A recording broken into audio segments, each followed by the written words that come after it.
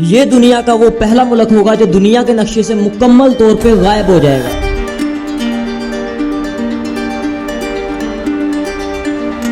इस मुल्क के लोगों को अपने घर, जमीनें, जायदादें, हर चीज परमानेंटली छोड़ना पड़ेगी। ऐसा वतन जहाँ पे उनके परदादा, फिर उनके दादा, फिर उनके बाप और फिर वो खुद पैदा हुए थे, वो उन्हें परमानेंटली छोड़ना पड़ेगा। मैं बात कर रहा हूँ जमीन के एक बड़े ही नाजुक से हिस्से में, पैसिफिक ओशन के बीचों बीच, दुनिया के छोटे तरीन मुल्कों की लिस्ट में शामिल तुवालू की।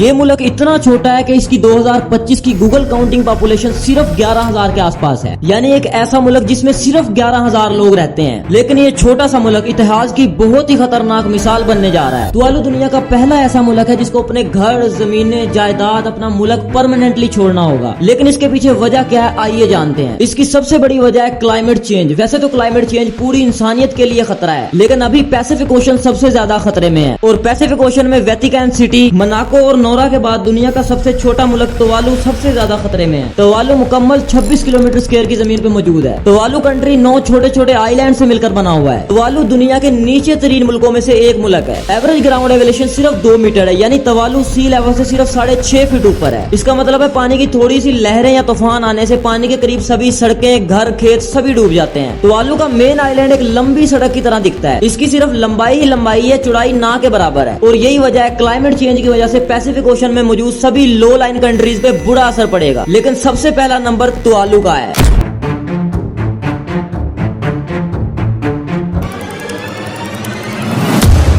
क्लाइमेट चेंज की वजह से अंटार्कटिका में बर्फ पिघल रही है, जिसकी वजह से समुद्री पानी का लेवल अप हो रहा है। और तुवालू के लिए बुरी खबर ये है कि तुवालू का सी लेवल बाकी दुनिया की निस्बत बहुत ज्यादा तेजी से बढ़ रहा है। नासा के मुताबिक 1993 और 2023 इन 30 सालों के अंदर अंदर तुवालू का सी लेवल 15 सेंटीमीटर तक बढ़ा है, जो कि ग्लोबल एवरेज से 1.5% तक ज्यादा है। नासा की प्रोडक्शन के मुताबिक तुवालू का सी लेवल 2050 तक 20 से 30 सेंटीमीटर तक बढ़ जाएगा और 2090 तक तुवालू का सी लेवल 1 मीटर तक बढ़ जाएगा। यानी नासा के मुताबिक 2050 तक 50% तुवालू पानी में डूब जाएगा और 2090 तक 95% तुवालू पानी में डूब जाएगा। अब आप सोच रहे होंगे कि तुवालू के खत्म होने या डूब जाने से हमें क्या फर्क पड़ता है। तो फर्क पड़ता है भाई, क्योंकि अगर क्लाइमेट चेंज ऐसे ही बढ़ता रहा और सी लेवल भी ऐसे ही बढ़ता रहा तो वो तमाम ममालिक जो ऊंची सतह पर है 2125 में, यानी आज से 100 साल बाद, वो ममालिक भी इसी प्रॉब्लम को फेस कर रहे होंगे जिसे आज तुवालू फेस कर रहा है। अब यहाँ पे गलती उन लोगों की नहीं है जो तुवालू में पैदा हुए हैं, बल्कि हम सब की गलती है जो कोयला, गैस, ऑयल इस्तेमाल कर रहे हैं और अपनी नस्लों के लिए खुद ही क्लाइमेट चेंज बढ़ा रहे हैं। हम तो चले जाएंगे, लेकिन शायद हमारी नस्लें क्लाइमेट चेंज बढ़ाने की वजह से हमें बुरे अल्फाज में याद करेंगी। अब सवाल ये है कि क्या तुवालू के लोग पानी में ही डूब के मर जाएंगे? तो जवाब है बिल्कुल भी नहीं, क्योंकि अब से 2 साल पहले तुवालू ने ऑस्ट्रेलिया से फैली पीली यूनियन ट्रीटी साइन की थी। इस ट्रीटी में एक स्पेशल वीजा का प्रोविजन बनाया गया, जिसके जरिए ऑस्ट्रेलिया तुवालू के 280 सिटीजन को हर साल परमानेंट रेजिडेंस देगा। इसे क्लाइमेट वीजा कहा जाता है, यानी क्लाइमेट चेंज की वजह से दिए जाने वाला परमानेंट वीजा। इस वीजा के लिए 16 जून को एप्लीकेशन ऑन हुई थी और तुवालू के 8,750 प्लस लोगों ने इसमें अप्लाई किया था। यानी पूरे मुल्क की 82% पॉपुलेशन ने मुल्क छोड़ने का फैसला किया था। ऑस्ट्रेलिया इन 8,000 से ज्यादा लोगों में से 280 को लॉटरी स्कीम सिस्टम के जरिए इस साल परमानेंट रेजिडेंस देगा और फिर इन 280 लोगों को ऑस्ट्रेलियन सिटीजन की तरह ही एजुकेशन, हेल्थ और जो बेनिफिट एक शहरी को मिलते हैं सभी मिलेंगे, सिवाय एक बेनिफिट के, और वो ये कि तुवालू के लोग वहाँ पे वोटिंग नहीं कर सकते। यानी जब ऑस्ट्रेलिया अपनी हुकूमत बनाएगा, इलेक्शंस होंगे, तो तुवालू के लोग ये हक बिल्कुल भी नहीं रखेंगे कि वो ऑस्ट्रेलिया की हुकूमत को फाइनल करें। और जब मैंने कैलकुलेशन की तो पता चला कि अगर हर साल 280 लोग मुल्क से बाहर निकाले गए तो 40 साल के अंदर अंदर 11,200 लोग मुल्क से बाहर होंगे, यानी पूरा मुल्क ही खाली हो जाएगा। यानी अगले 40 साल बाद तुवालू के सभी लोग ऑस्ट्रेलियन कहलाए जाएंगे। इनको तो परमानेंट रेजिडेंसी मिल जाएगी, लेकिन ये कोई सोल्यूशन नहीं है। अगर हम इसका मुकम्मल तौर पे हल करना चाहते हैं तो हमें मिलकर काम करना होगा। क्लाइमेट चेंज को कम करने के लिए कोयला,